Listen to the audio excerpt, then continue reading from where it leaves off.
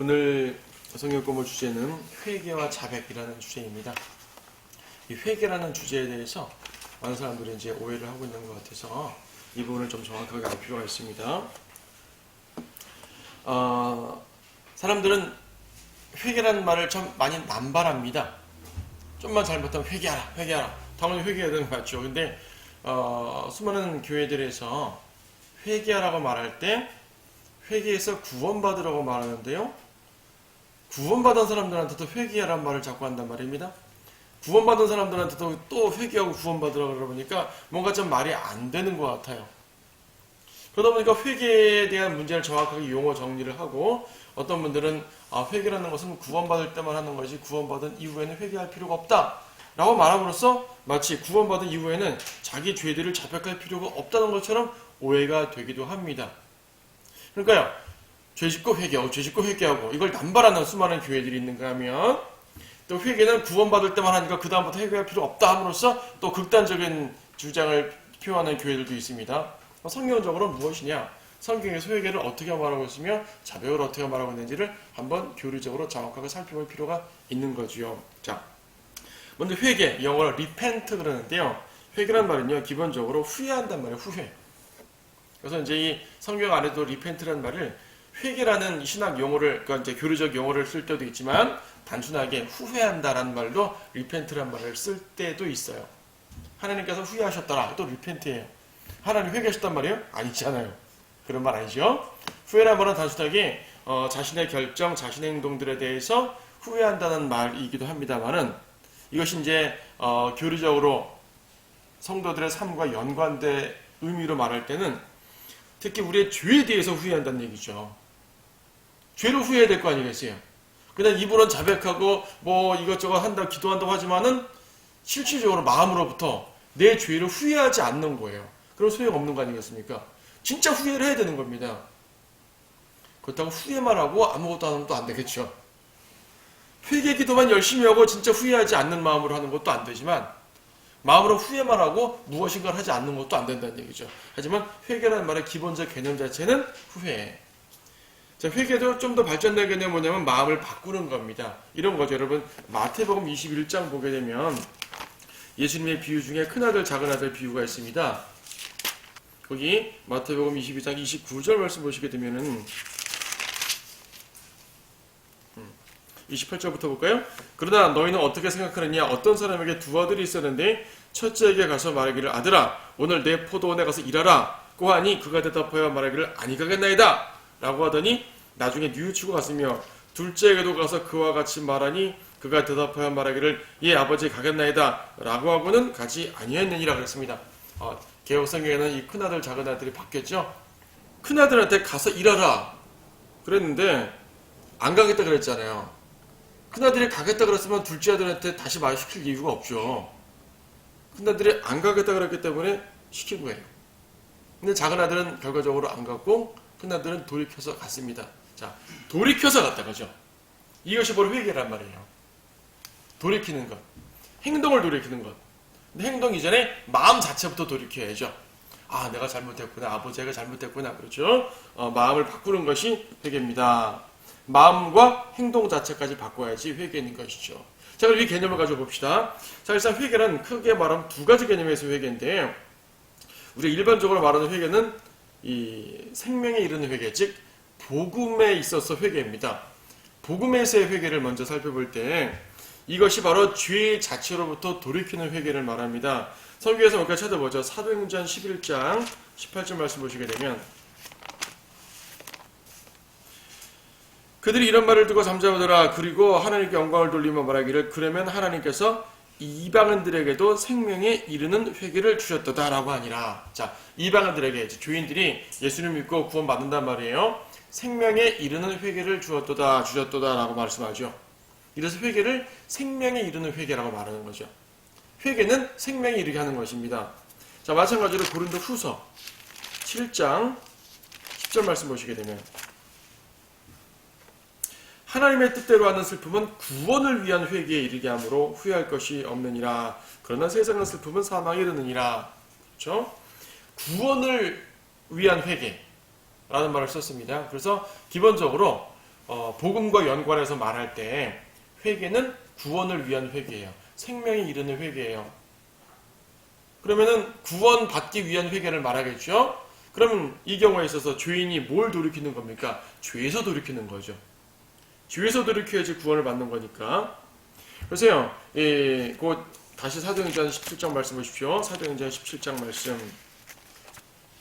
17장 30절. 사도 바울이 아테네에서 복음을 전파하면서 하는 말 중에 하나인데요. 이 무지의 때에는 하나님께서 눈 감아 주셨으나 이제는 어디에 살고 있는 어떤 사람에게도 회개하라고 명령하고 계시니라. 이거는 이 죄인들이, 즉 이방인들 죄인들이 회개하지 않고 지옥에 가는 상황이었는데 이제는 회개하라고 명령하셨단 말입니다. 역시 구원받는 회개를 말하고 있습니다. 사실요, 죄인들이 돌이켜서 구원을 받는 그것, 이것이 바로 예수님께서 오신 목적입니다. 마가복음 2장 17절 말씀 보시게 되면 2장 17절에서 예수께서 그 말을 들으시고 그들에게 말씀하시기를 건강한 사람들에게는 의사가 필요 없지만 병든 사람들에게는 필요하니라. 나는 의인을 부르러 온 것이 아니고 죄인들을 불러 회개에 이르게 하려고 하노라. 죄인들을 회개에 이르게 하는 것이에요. 구원받는 회개죠. 자, 회개는 기본적으로 구원받게 하는 것이 목적입니다. 여기서 죄인이 회개해서 구원받는다고 말할 때 여러분들도 모두 회개해서 구원을 받으셨는데요. 구원받을 때 어떤 죄를 회개하셨습니까? 여러분들이 살면서 40살에 구원받았다면 40살 동안 40년 동안 지은 죄들을 다 자백하고 회개하고 구원받았습니까? 15살에 구원받은 청소년이라면 15년 동안 지은 죄들을 다 자백해서 회개해서 구원받았습니까? 그렇게 말하면 내가 회개를 했는데 기억이 안 나서 미처 회개하지 못한 죄들이 또 있을 거 아니에요. 나중에 그 죄들이 생각났어요. 그럼 또 회개해야 되고, 이제 완전히 구원받았나 보다. 또 생각났어요. 이 죄 회개 안 했네? 또 회개합니다. 그러면 어떻게 되겠습니까? 이거는 온전한 회개가 아니고 언제까지 회개해야지 구원받는 거예요? 그런 거 아니죠. 자, 물론 우리가 지은 죄들 각각에 대해서 돌이키는 것은 당연한 말이지만 구원의 문제에 있어서, 복음의 문제에 있어서 말할 때 우리가 회개한다는 것은요, 구체적인 죄의 행위들을 회개하는 것이 아니라 죄인이라는 상태 자체를 회개하는 것이에요.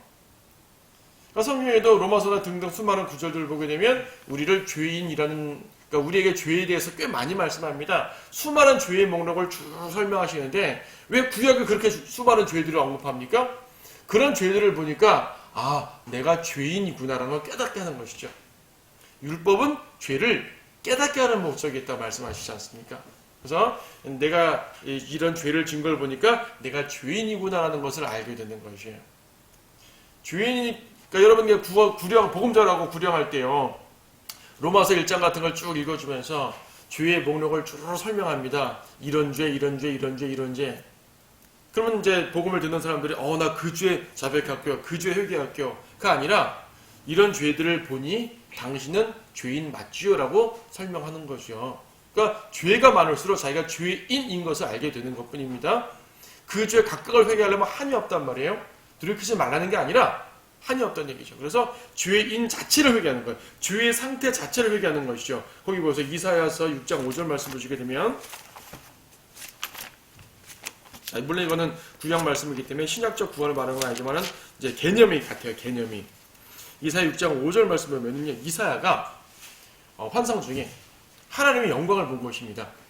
하나님의 영광을 봤을 때 이사야 6장 5절에서 그때 내가 말하기를 내게 화로다, 내가 끊어졌도다. 이는 내가 불결한 입술을 가진 사람이며 내가 불결한 입술을 가진 백성 가운데 거하면서 내 눈으로 왕 곧 만군의 주를 배웠습니다.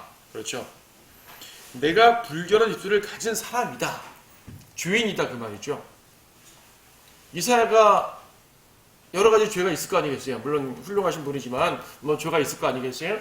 그럼 내가 불순종한 죄를 지었습니다라든지 말씀 선포하지 않았습니다라든지 선지자니까 여러 가지 죄를 말할 수 있지만 그것이 아니라 불결한 입술을 가진 사람으로서, 그렇죠, 죄인이라는 얘기입니다. 죄인. 누가복음 5장 8절 보면 베드로가 예수님을 딱 만났을 때요, 예수님이 저분이 하나님의 아들이시구나, 저분이 주님이시구나, 저분은 메시아구나, 하여튼 이런 예수님에 대해서 깨달았을 때에 무릎을 꿇고 나는 죄인이로소이다. 주여 나를 떠나소서, 나는 죄인이로소이다. 자신의 죄인됨을 고백했어요. 나는 죄인입니다. 그랬죠. 베드로가 나는 죄인입니다. 그랬습니다. 그러니까 말씀드렸던 것처럼 회개라는 것은 생명에 이르는 회개, 즉 복음에서의 회개라는 것은 구체적인 죄의 행위가 아니라 죄인 자체, 이 상태 자체를 돌이키는 게 회개입니다. 사도행전 20장 21절에서는 하나님께 대한 회개라는 말을 쓰고 있습니다. 사도행전 20장 21절 말씀. 유대인과 또한 헬라인에게도 하나님께 대한 회개와 우리 주 예수 그리스도에 대한 믿음을 증거하노라. 자, 하나님께 회개하란 말이죠. 회개함과 또 같은 구절에서 또 무슨 말씀이 있습니까? 회개와 더불어서 예수님께 대한 믿음. 자, 회개와 믿음은 떨어질래 떨어질 수가 없는 거란 말입니다. 회개하면 믿어야 되는 것이요. 이거는 구체적인 죄의 행위에 대한 회개가 아니라 구원받는 회개를 말하는 거죠. 자, 내가 회개했어요. 하나님 저 죄인입니다. 끝. 어쩌라고요? 내가 죄인이니까 저를 구원해 주십시오까지 가야 되지 않겠어요? 가끔 그럴 때 있습니다. 복음을 전하는데 죄를 쫙 설명하니까 상대방이 자기가 죄인인 거 인정해요. 당신 죄인인 거 인정합니까? 예, 저 죄인인 거 인정합니다. 그럼 예수님을 믿으세요. 예수님이 당신의 죄를 해결하셨어요. 못 믿겠습니다. 회개하고 못 믿으면 무슨 소용이에요? 회개가 아니죠. 말하자면 회개가 아닌 것입니다. 자, 회개는 돌이키는 거라 그러는데, 자, 이쪽이 죄고 이쪽이 예수님이에요. 그럼 죄에서 돌이켜서 예수님께 와야 회개인데, 죄에서 돌이키긴 돌이켰는데 예수님께 가지 않았어요. 도대체 어디로 돌이킨 거예요? 돌이킨 대상이 없죠. 네. 회개는 무엇으로부터 돌이켜서 무엇으로 돌이키는 것이요. from 죄로부터 to 하나님께로. 그렇지 않아요? 그래서 회개는 반드시 믿음과 연관됩니다. 구원받는 믿음과 연관되어야 됩니다. 마가복음 1장 15절에서 예수님께서 복음을 전하면서 그런 표현을 쓰셨습니다. 마가복음 1장 15절. 그때가 찼고 하나님의 나라가 가까이 왔도다. 너희는 회개하고 복음을 믿으라. 회개하고 복음을 믿으라. 회개는 믿음과 연관됩니다. 회개만 하고 믿지 않는 것은 없습니다. 자, 정리해보게 되면요. 회개라는 것은, 즉 복음에 있어서 회개라는 것은 죄인이라는 상태에서 돌이켜 하나님의 복을 믿는 것입니다. 말씀드린 것처럼 어디로 돌이켰느냐, 방향성이 중요한 것이에요. 그래서 이 회개의 결과는 멸망에서 구원받는 거죠. 자, 베드로 후서 3장 9절, 여러분 잘 아는 말씀인데, 베드로 후서 3장 9절 말씀이 여기도 회개라는 말이 나오죠. 주의 약속은 어떤 사람들이 더디다고 생각하는 것 같이 더딘 것이 아니라 오직 우리에 대해 오래 참으시어 아무도 멸망하지 않고 다 회개에 이르게 하려 하심이라. 자, 주님이 늦게 오신 이유는 이 세상 죄인들이 수없이 많은데 그 중에 한 명이라도 더 구원받게 하기 위해서 늦으시는 거라고 성경은 말씀합니다. 주님이 혹 늦으신다면 그 이유 때문밖에 없는 것이죠. 자, 그러면 어차피 모든 사람이 다 구원받지 못해요. 많은 사람들이 지옥 가겠지만, 그러나 한 명이라도 더 구원받기 원하는 그분의 마음, 심정이란 말입니다. 이 경우에 회개란 말을 썼어요. 한 명이라도 더 회개하는 것을 바란다. 그죠? 자, 회개입니다. 구원의 회개입니다. 그래서 이 회개의 결과는 구원받는 것. 아까도 서두에도 말씀드렸지만 생명에 이르는 회개, 구원을 위한 회개라는 표현을 썼습니다. 그럼 이 회개는 일생에 몇 번 하겠습니까? 이 회개는 일생에 단 한 번밖에 안 하겠죠. 이 회개를 두 번 이상 한다는 얘기는 구원받았다가 구원을 잃어버렸다가 또 구원받았다가 구원을 잃어버렸다가, 만약 그러한 교리가 합당하다면 회개는 여러 번 해야 될 것입니다. 하지만 성경에서는요, 특히 신약 성경에서는 구원의 영원한 보장을 말씀했잖아요. 구약은 좀 달랐죠. 구약에는 죄를 짓게 되면 또 짐승을 잡아 바치고, 또 죄를 짓게 되면 또 구원을 잃어버리는 것이니까, 멸망하는 것이니까 다시 또 잡아 바쳐야 되는 것이고요. 그래서 구약적 개념으로는 회개를 반복하는 거지만 신약적 개념으로는 한 번만 회개하면 돼요. 죄로부터 회개하는 것, 죄인 그 상태로부터 회개하는 것은 일생에 한 번이면 됩니다. 그럼 구원받는 것이니까 더 이상 다른 것이 필요 없죠. 하지만 성경을 보게 되면 회개라는 단어가 꼭 생명이 이르는 회개에만 쓰이는 건 아니란 말이에요. 회개라는 단어는 일상적인 죄들을 돌이키는 것도 회개라는 단어를 쓰고 있습니다. 자, 그럼 저기 보세요. 누가복음 17장 3, 4절 말씀 보시게 되면, 자, 형제들이 형제끼리 관계 속에서 죄 짓고 회개하고 용서하는 이 장면을 말하는 것입니다. 너희는 스스로 주의하라. 네 형제가 너에 대해 죄를 지으면 그를 꾸짖고 그가 회개하면 용서하라. 그가 하루에 7번이나 너에게 죄를 짓고 또 하루에 7번이나 너에게 돌아와서 내가 회개한다고 말하면 그를 용서하라. 여기서 회개가 죄인 상태를 회개를 말하는 걸까요? 아니잖아요.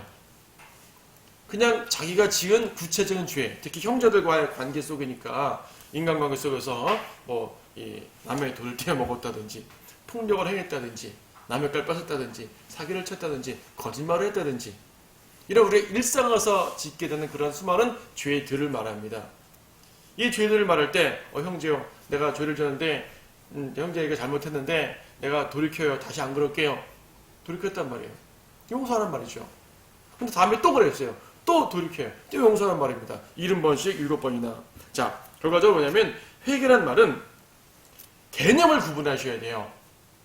복음에 있어서의 회개는 죄인 상태를 회개하는 것이기 때문에 일생에 한 번밖에 할 필요가 없는 거지만 우리가 살면서 죄를 지을 때 그때마다 죄에서 돌이키는 것은 수없이 반복해야겠죠.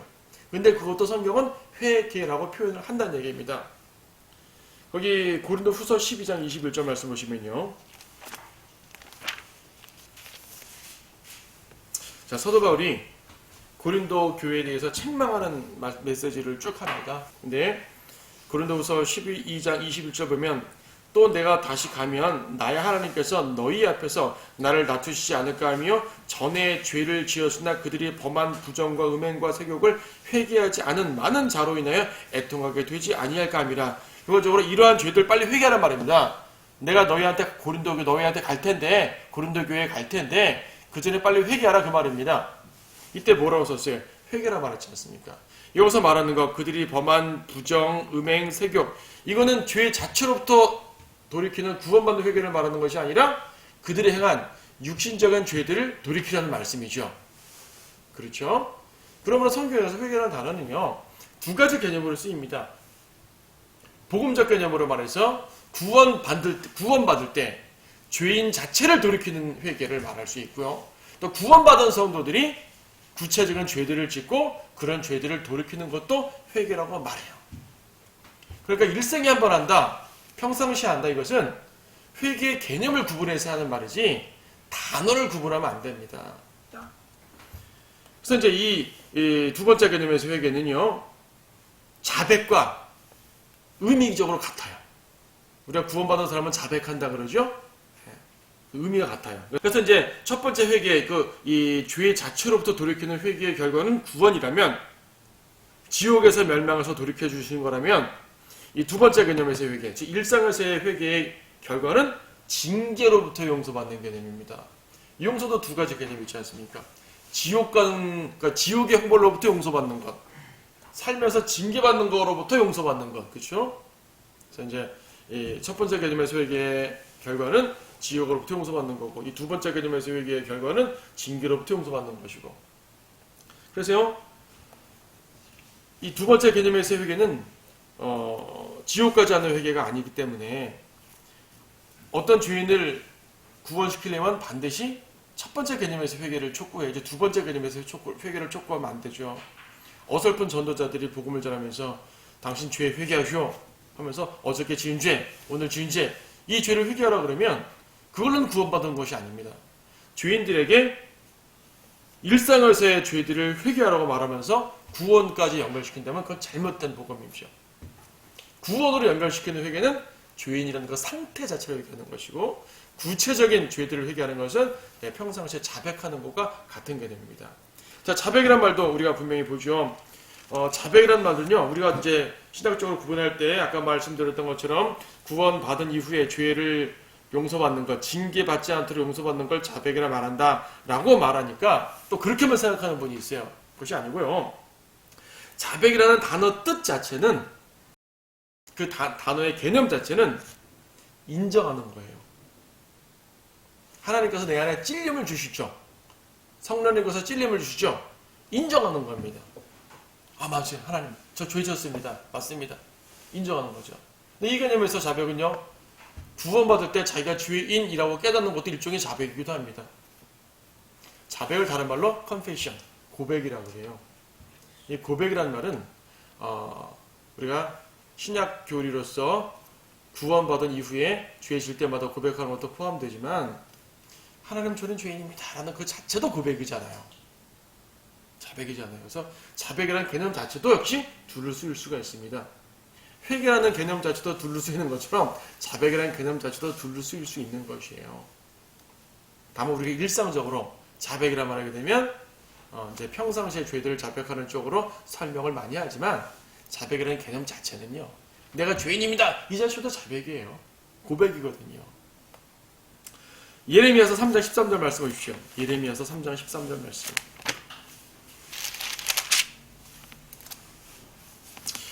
자, 하나님께서 이스라엘 백성들에게 책망을 하실 때 이런 표현을 합니다.